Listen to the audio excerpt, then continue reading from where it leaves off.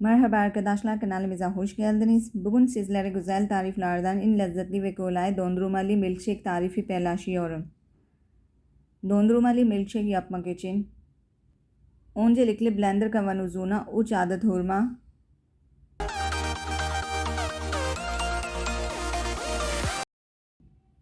5 buz küpü,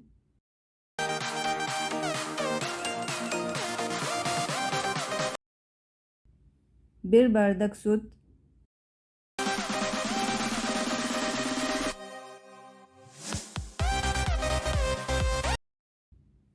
1 top vanilyalı dondurma ekleyin.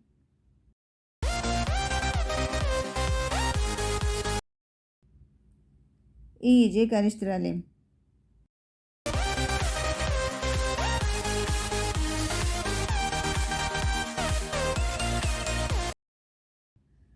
Sonra 1 bardak koyun.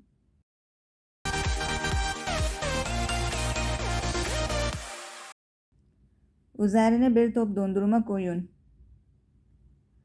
Dondurmalı milkshake servis hazır. Afiyet olsun. Videomu beğen ve kanalımıza abone olmayı unutmayın.